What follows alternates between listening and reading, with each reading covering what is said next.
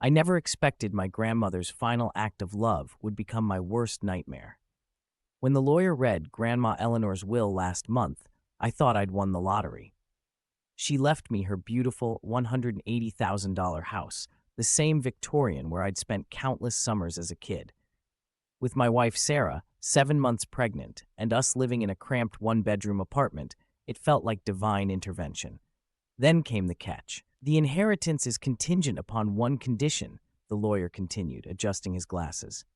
Marcus Thompson must be permitted to reside in the basement apartment rent-free for a period of 5 years. My blood ran cold. Uncle Marcus, my dad's younger brother who'd been exiled from family gatherings a decade ago. Sarah grabbed my hand as the lawyer explained there was no negotiating. Accept both the house and Marcus, or get nothing. Grandma's will was ironclad. The drive home was silent, except for Sarah's occasional sighs. We both knew Marcus's story. 10 years ago, when Grandpa was dying of cancer, Marcus had access to the family's medical fund as a co-signer.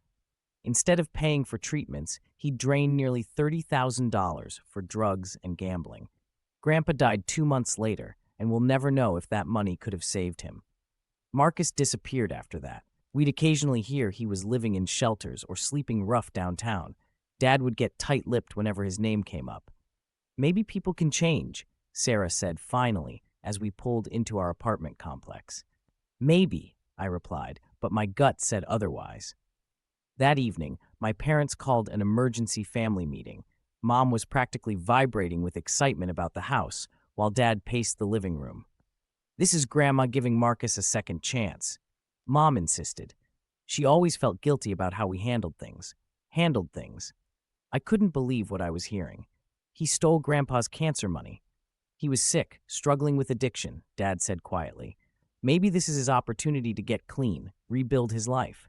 And maybe it's an opportunity for him to steal from us next, I shot back.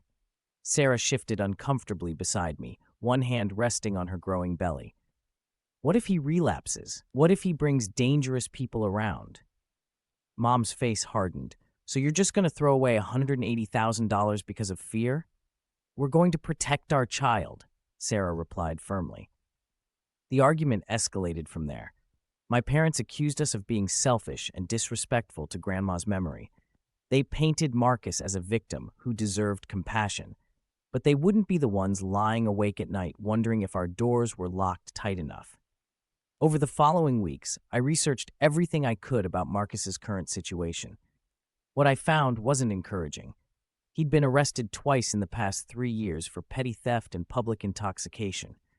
A friend who worked at the downtown shelter told me Marcus had been banned for threatening behavior. Meanwhile, the pressure from my family intensified. My aunt called crying about how Grandma would be heartbroken by my selfishness. My cousin sent long texts about family loyalty and Christian forgiveness. But every time I looked at Sarah, now 8 months pregnant and struggling to fit behind the wheel of our car, I knew what mattered most. The lawyer called yesterday with a deadline. I have until Friday to decide. Last night, I found Sarah crying in our tiny nursery-to-be, surrounded by boxes of baby clothes we have no room for. I keep thinking about having space for him to crawl around.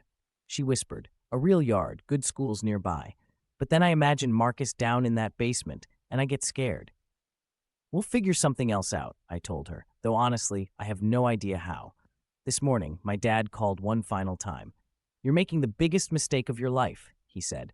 Grandma trusted you to do the right thing. I am doing the right thing, I replied. I'm protecting my family. Marcus is family too. Maybe he is. But he's not my responsibility the way Sarah and our unborn son are. I'm calling the lawyer this afternoon to decline the inheritance. AITA for choosing my pregnant wife's safety over my grandmother's wishes?